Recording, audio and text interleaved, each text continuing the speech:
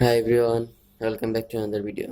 আজকে আমরা শিখব ভার্ব, অর্থাৎ ইংরেজি শব্দের যে পার্টস অফ স্পিচ আছে তার ভিতরে যে ভার্বটা আছে সেটা আমরা শিখব। ভার্ব মানেই কাজ, যাই করতেছি এটাই ভার্ব। তো ভার্বটা শেখার জন্য আমাদের আগে ভার্বের চার্টটা জানতে হবে। তো ভার্বের চার্টটা কি আছে? ভার্ব চার্টটায় দেখতে পাচ্ছি যে ভার্বের কিছু প্রকারভেদ আছে। যেমন ভার্ব প্রথমে ফাইনাইট ভার্ব এবং কি নন ফাইনাইট ভার্ব। তারপরে এই ফাইনাইট ভার্বটা দুই প্রকার ভাগ হয়েছে, যেমন প্রিন্সিপাল ভার্ব আর অক্সিলারি ভার্ব। এই প্রিন্সিপাল ভার্ব আবার দুই প্রকার ভাগ হয়েছে, ট্রানজিটিভ আর ইনট্রানজিটিভ। অ্যান্ড অক্সিলারি ভার্ব আবার দুই প্রকার ভাগ হয়েছে, যেমন প্রাইমারি অক্সিলারি এবং মডাল অক্সিলারি। কথাটা কি বুঝতে পারছি? তো আমরা এগুলো প্রকারভেদগুলো চেনার চেষ্টা করব। তো চেনার জন্য আমরা কি করব? প্রথমে আমরা ফাইনাইট আর নন ফাইনাইট ভার্বগুলো চেনার চেষ্টা করব। তো ফাইনাইট ভার্বটা কেমন হয়? ফাইনাইট ভার্বটা হচ্ছে সাবজেক্ট অনুযায়ী পরিবর্তন হয়। সেরকম আমরা জানি যে subject third person singular number হইলে ভার্বের শেষে এস বাই এস যুক্ত হয়, এস বাই এস যুক্ত হয়। কিন্তু নন ফাইনাইট ভার্বের ক্ষেত্রে এই জিনিসটা হয় না। Subject third person singular number হোক আর যাই হোক না কেন, এস বাই এস যুক্ত হবে না, কোনো পরিবর্তন হবে না, যেমন আছে তেমনই থাকে। তাহলে কি আমরা সাবজেক্ট ফাইনাইট ভার্বের সংজ্ঞাটাতে যেমন দেখি, তাহলে কি যে ভার্ব দ্বারা সেন্টেন্সের বক্তব্য সম্পূর্ণ হয় এবং সাবজেক্টের পার্সন নাম্বার ভার্ব এর টেন্স অনুসারে যার রূপের পরিবর্তন ঘটে তাকে ফাইনাইট ভার্ব বলে। কথাটা কি বুঝতে পারছি? যেমন কি I go to office, I, আইটা কিন্তু ফার্স্ট পারসন সিঙ্গুলার নাম্বার, এর জন্য ভার্বের কোনো পরিবর্তন হয় নাই। কিন্তু এখানে যদি আমি থার্ড পারসন সিঙ্গুলার নাম্বার নাম দিই, যেরকম কি Sumana goes to school, Sumana goes to school, এটা কিন্তু third person singular number, Sumana কিন্তু থার্ড পারসন সিঙ্গুলার নাম্বার। এটা হচ্ছে তার জন্য ভার্ব শেষে এস বাই এস যুক্ত হয়েছে, গোস, জি ও ই এস, গোস। কথাটা বুঝতে পারছি? তাহলে এটা ভার্বটা চেঞ্জ হয়, ভার্বটা কি হয়? চেঞ্জ হয়। কিন্তু নন ফাইনাইট ভার্বে ভার্বটা চেঞ্জ হয় না। যেমন কি নন ফাইনাইট ভার্বের সংজ্ঞাটা কি হবে? তাহলে যে ভার্ব দ্বারা সেন্টেন্সের বক্তব্য সম্পূর্ণ হয় না এবং সাবজেক্ট এর পার্সন নাম্বার ও ভার্ব এর টেন্স অনুসারে যার পরিবর্তন ঘটে না তাকে নন ফাইনাইট ভার্ব বলে। যেমন কি Shamiul likes to draw picture, Shamiul likes to draw, two draw, এই যে টু ড্র যে আছে এটা কিন্তু পরিবর্তন হবে না। ও ফিউচারই হোক, প্রেজেন্টই হোক আর পাস্টই হোক, আর সামনে সাবজেক্টটা থার্ড পারসন সিঙ্গুলার নাম্বারই হোক না কেন আর প্লুরাল নাম্বারই হোক না কেন, কোনো পরিবর্তন হয় না। এর জন্য এটা নন ফাইনাইট ভার্ব। কথাটা বুঝতে পারছি? ফাইনাইট ভার্বে পরিবর্তন হয়, নন ফাইনাইট পরিবর্তন হয় না। এরপর হচ্ছে আমাদের এই ফাইনাইট ভার্বের দুই প্রকার। কি কি?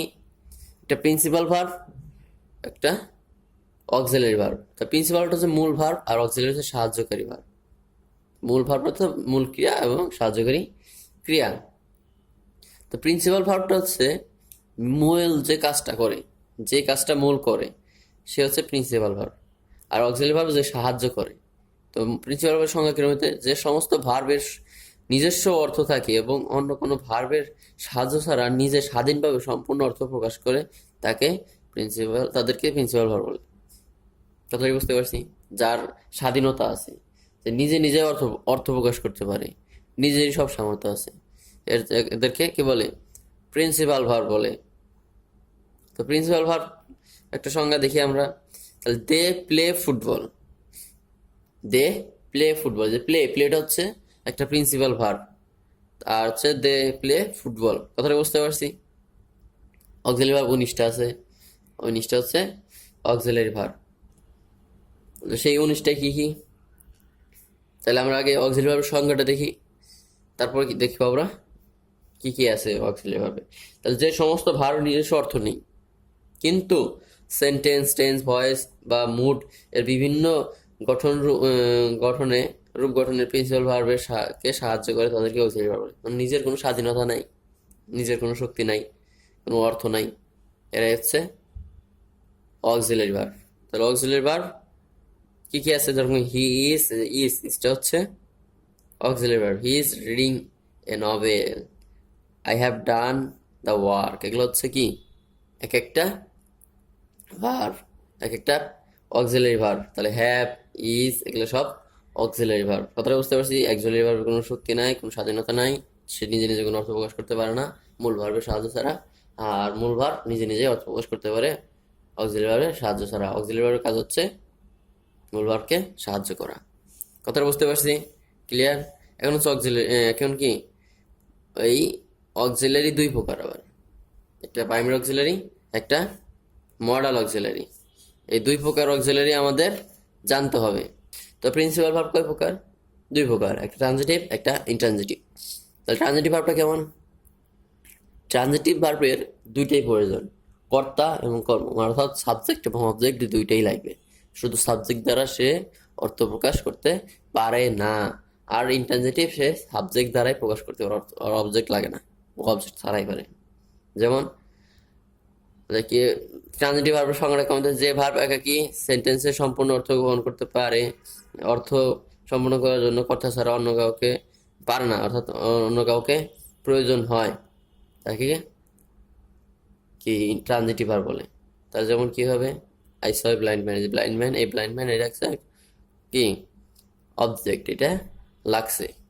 আইস এটা দ্বারা তার কোনো অর্থ আসে না, এর জন্য এটা ট্রানজিটিভ ভার্ব। অর্থাৎ ইনট্রানজিটিভ ভার্বকে সম্পূর্ণ অর্থ প্রকাশের জন্য যে সকল ভার্ব অর্থ ছাড়া অন্য কোনো ওয়ার্ডের প্রয়োজন হয় না, অর্থাৎ সাবজেক্ট ছাড়া, ভার্ব কর্তা ছাড়া অন্য কোনো ভার্বে অন্য কিছু ওয়ার্ডের পরিবর্তন হয় না, অর্থাৎ সাবজেক্ট হইলেই হয় যে পুরো অর্থ প্রকাশ করতে পারবো, আর ওর কিছু লাগবে না। যেমন কি তাহলে দ্য বেবি স্মাইলস, তাহলে এখানে আর কিছু দরকার আছে? অর্থ কিন্তু প্রকাশ পেয়েছে। তাহলে এটা হচ্ছে ইন্ট্রানজিটিভ ভার্ব, অর্থাৎ সাবজেক্ট হইলেই হবে, তার অবজেক্ট লাগে না। কথাটা বুঝতে পারছি? ক্লিয়ার সব কিছু? তো এটাই ছিল আমাদের ভার্বের ছোট্ট একটা ভিডিও। আশা করি তোমরা বুঝতে পারছো। দেখা হবে আগামী ভিডিওতে। আল্লাহ হাফিজ।